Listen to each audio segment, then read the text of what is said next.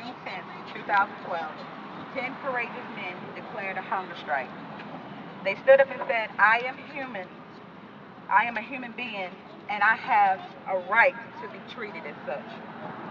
They have been denied adequate medical care, access to personal hygiene items, 30-day administrative reviews, exercise 1 hour per day outside, access to their personal property and commissary, visitation and communication with their families. They've been placed in extreme isolation indefinitely. After numerous requests and grievances, they have been ignored, and they have vowed that they would rather die than be treated like animals.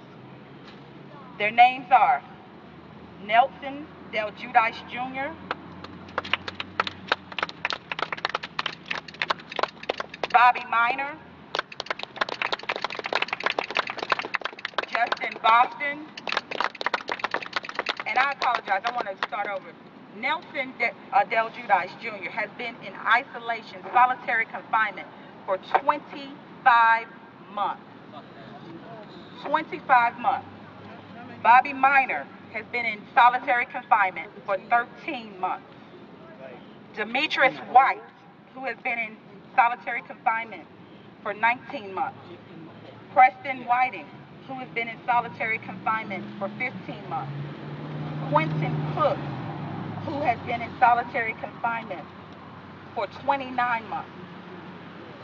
Dexter Shaw, who has been in solitary confinement for 10 years. Oh, what? 10 years. He's been at Georgia Diagnostics for 5 years in solitary confinement.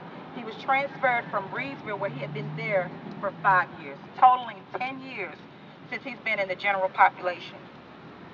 My husband, Miguel Jackson, has been in solitary confinement for 19 months after being beaten brutally with hammers by prison officials. Robert Watkins and Contradius Greer. Even though they are on a peaceful hunger strike, they are still being retaliated against. The warden has taken their visitation privileges. The warden has intercepted their incoming mail and refuses to give it to them. The warden has had them removed from their cells and placed in cells without beds, so now they're sleeping on the floor with the bugs.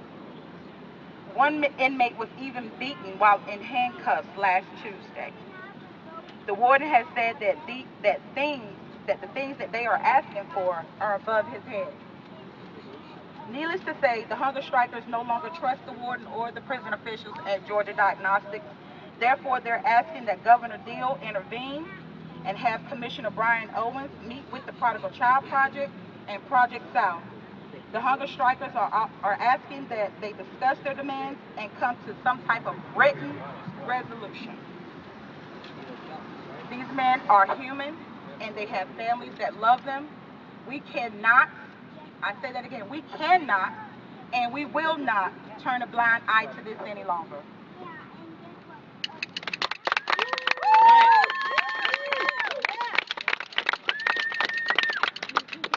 So, if you have your IDs, you have your letters, let's go inside. Let's take them.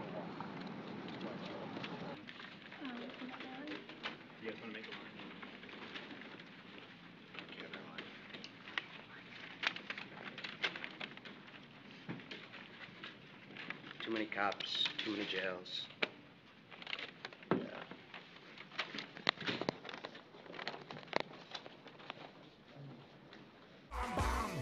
Rock the nation, take over television and radio station, bam bam.